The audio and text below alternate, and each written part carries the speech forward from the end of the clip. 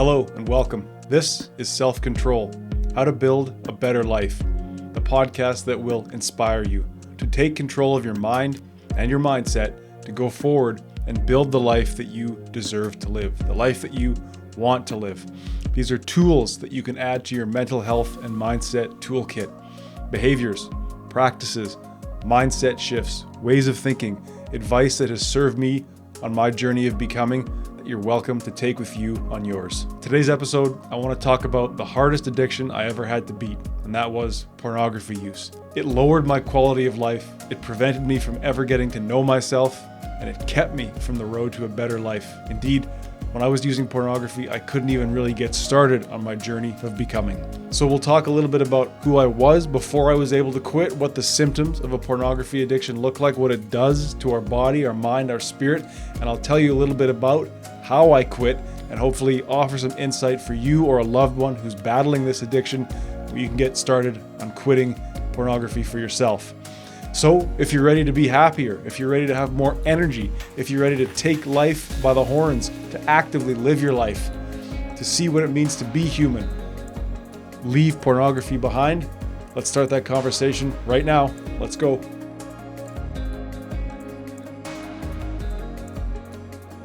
So right now I'm undertaking something that I really wish anybody could do. I have a whole stack of videotapes from 10, 15 years ago, and I'm retransferring them onto the computer, and I'm watching all this footage of my past life roll in, and I'm seeing myself, I'm seeing my friends, I'm seeing my family, seeing what I was really up to and who I was back then. And, you know, that really allows me to see how far I've come, but it allows me to see also how far away I was back then. And a lot of things really stick out. Really stick out, being able to look back on your life in retrospect.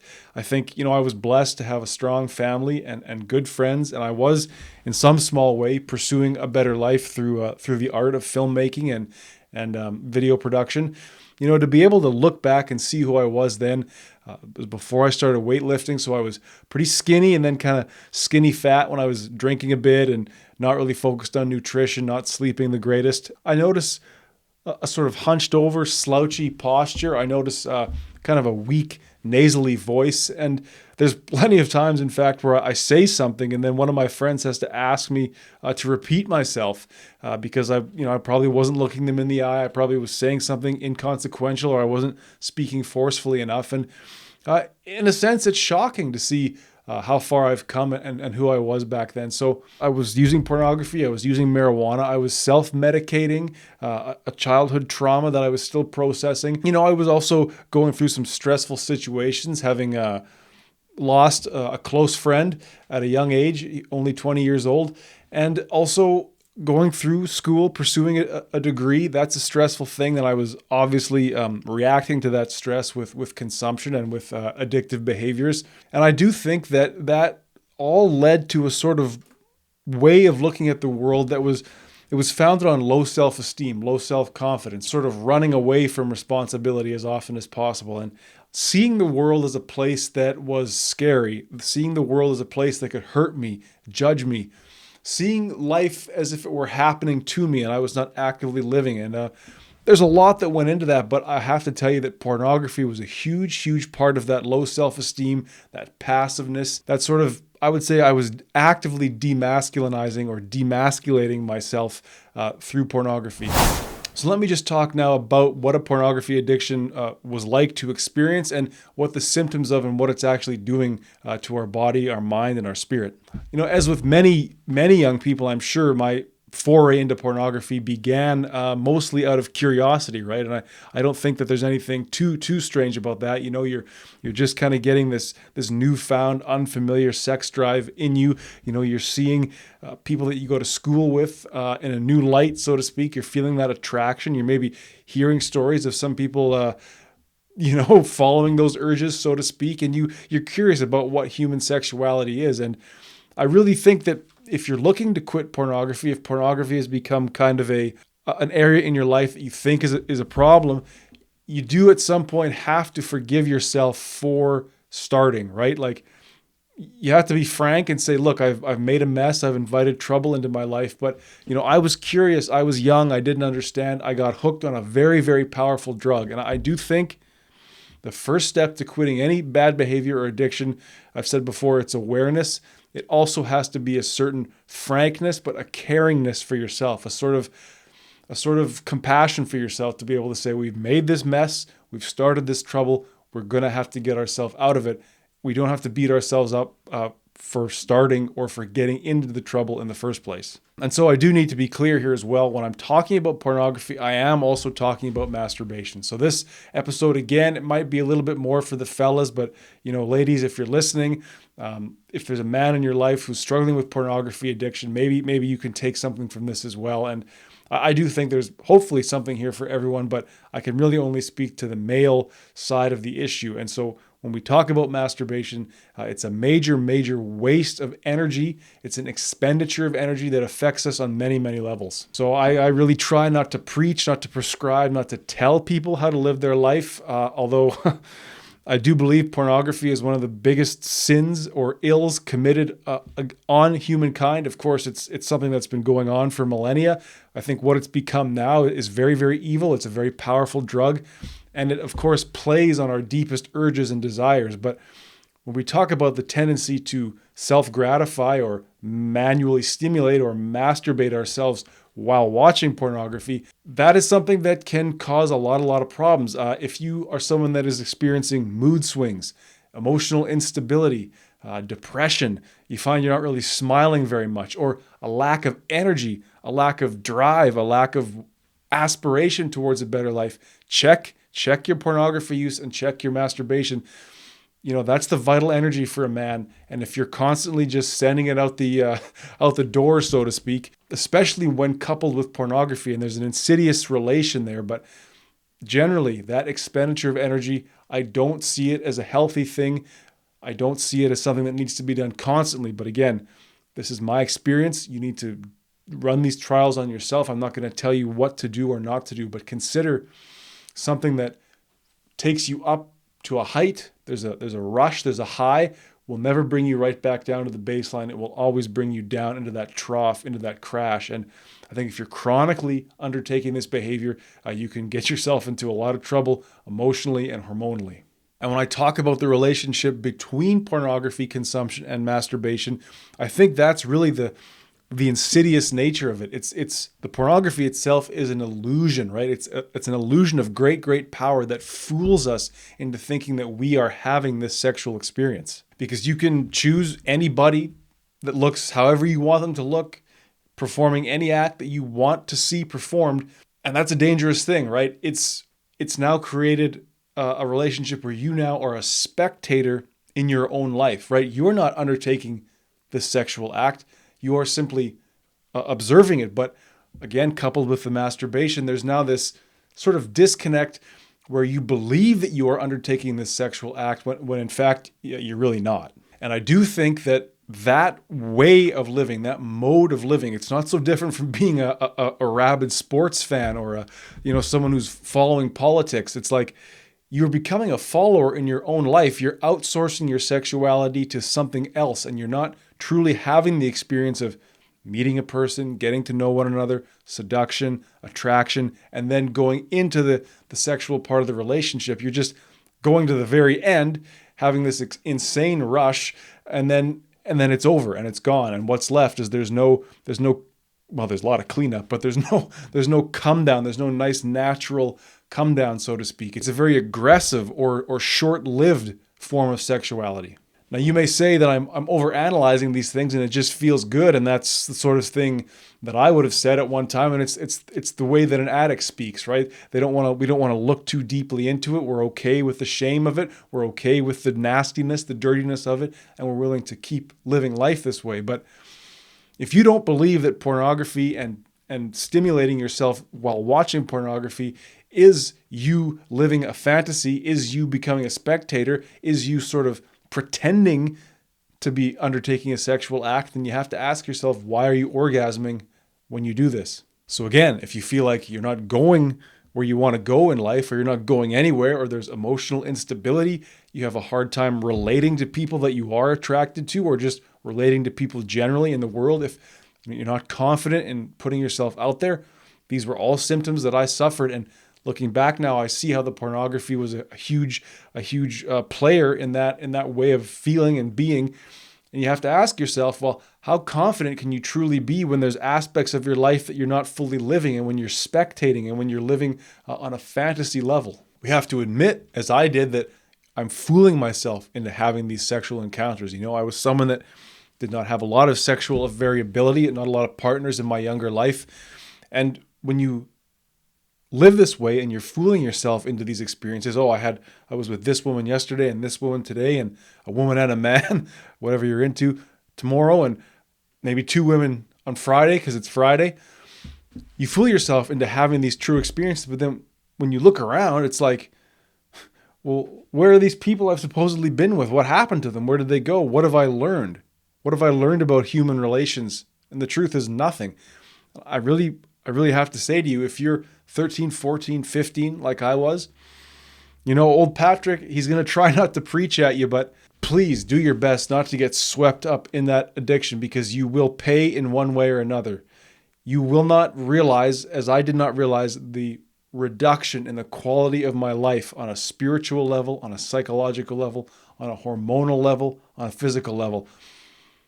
You do not show up in the world at your best if you are constantly using pornography, constantly masturbating, constantly giving that energy away and being a spectator in your own life. So now there's also something to be said for the ejaculation itself, right? Like I said, hormonally, it can be a problem if we're always sending that energy out the door without the time to refuel or rebuild the supply, so to speak. And of course, if it's not obvious already, I'm not a doctor. I'm not entirely sure how this works, but I can say through my own experience that when I stopped that chronic ejaculation, life got better.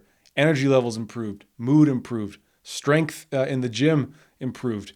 I felt better within my physical self. And you may be a young man and younger than me with a lot more juice to give, so to speak, but I can say that as I approach 30, I'm so proud of myself. I'm glad that I was able to stop that chronic ejaculation. I'm better now when the real stuff occurs, when I'm truly intimate with my partner.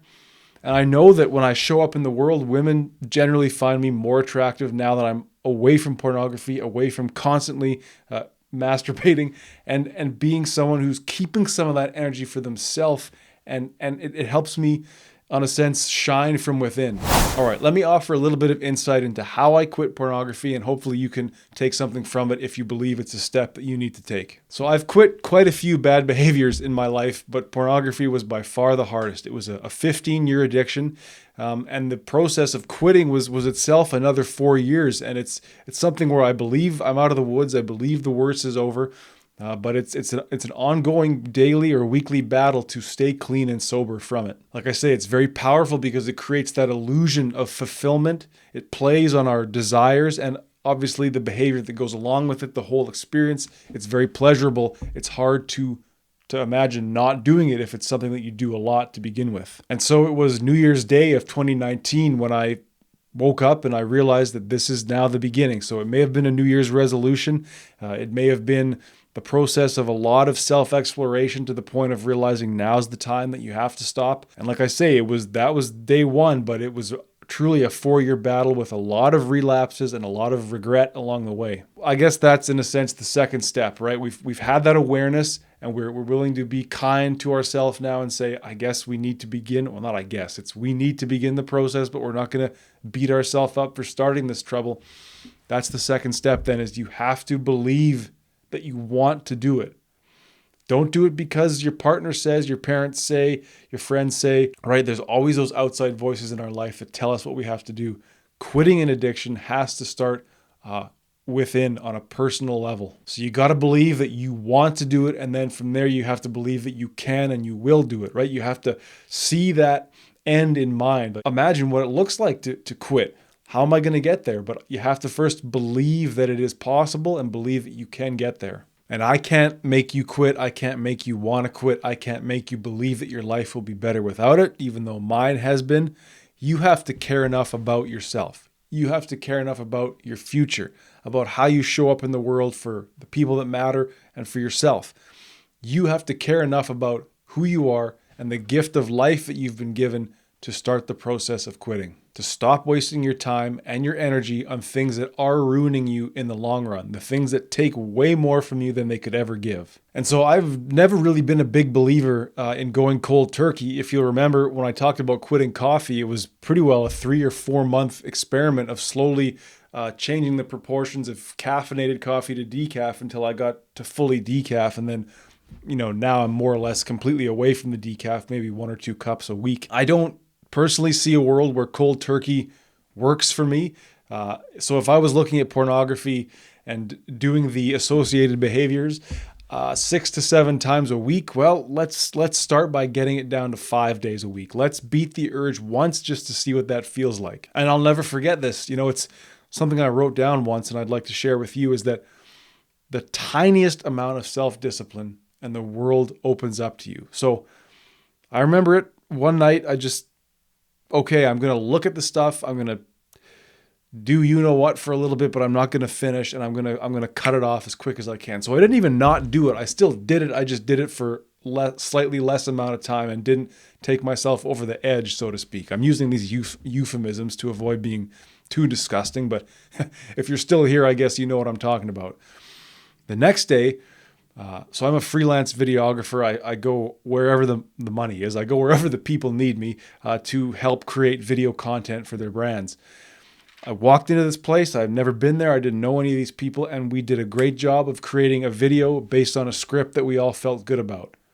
And in the moment, as I was doing this work, shooting and directing, making sure the sound was good, the lighting, all that stuff, I felt sharp. I didn't feel that sloppiness that comes the day after you just did what into a sock and fell asleep.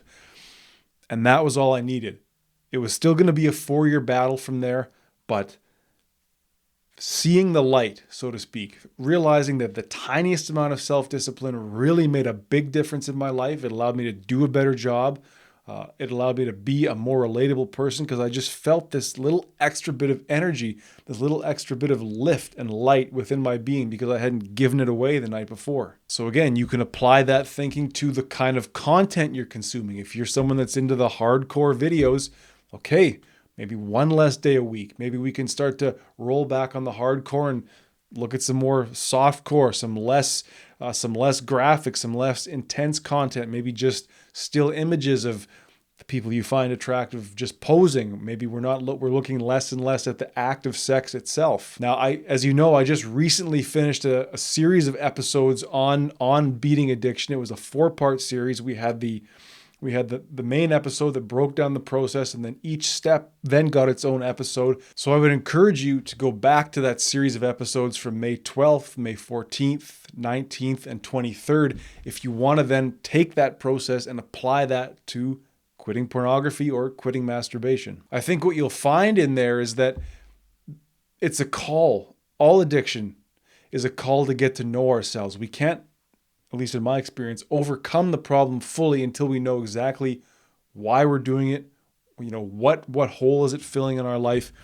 How often are we doing? What drives us to do it? And that method that I talk about in those episodes is really driven at awareness, and it's about recording your behavior and then searching for the trends and the triggers and the things that are going on in your life and the things that are leading you to that behavior.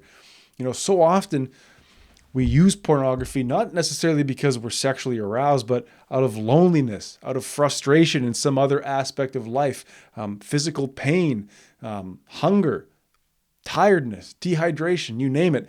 It's a very, very easy and it's a very, very powerful painkiller. And too often we fall into that trap of becoming addicted to those things that are killing the pain. Well, this method then that we talk about in those episodes is a call to find the source of the pain, learn to anticipate the pain, seek to eliminate the pain, and stop using cheap painkillers. And again, you can apply that method to the masturbation as well. Like, just why is it that you physically need to touch yourself, grab yourself in that way? Of course, that goes along with it. And of course, that's part of being a live sexual human being, is the urge to physically express that. But, perhaps we can, again, start to roll back how often we do it.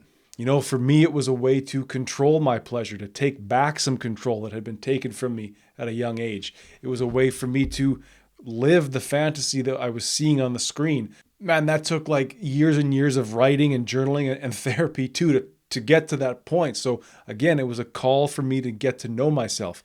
That physical aspect of watching the pornography, that self-gratification, it was a way for me to control my pleasure. It was a way for me to take back control. And it's not necessarily a shameful thing. It's something that it's part of being a live sexual human being to express that drive, but it becomes this kind of closed loop where that energy is, you're driving that energy back into yourself and it's leading to more frustration. Let me just suggest a couple of things to you, and I take no liability in this and you need to be careful with it, but perhaps consider what they would call edging. To me, the problem is the completion, is the orgasm. If you're having all these orgasms a week alone, watching a movie, essentially, that to me is a problem. It would be hard to quit it all at once. So you may need to start rolling back the pornography use, but roll back the physical gratification even slower. Practice edging where you don't take yourself all the way over the edge, right? Like do it, but not to completion. There's also a couple of, these are Taoist practices, which is, I guess, an Eastern philosophy that I've found very useful. Testicle breathing and the big draw. And those definitely deserve their own episode. Maybe I will do that, but you can look them up. You can find out a lot of information about them. It's the idea of that male sexual energy. It's about channeling it from where it's sort of pent up and caged up and, where you'd imagine it would be, and spreading it out through your whole body. I've had a lot of success with both these practices. It has brought a real calm, a real vigor to my life, and it has allowed me to really take the final steps of breaking free from pornography. So don't be afraid to look into the big draw and testicle breathing as a way to free that energy, free that rage and frustration and longing and sadness and loneliness, and let that male energy, let the essence of what you are spread out over your whole body. Don't get rid of it. Don't keep it caged up, but let it flow throughout your entire being.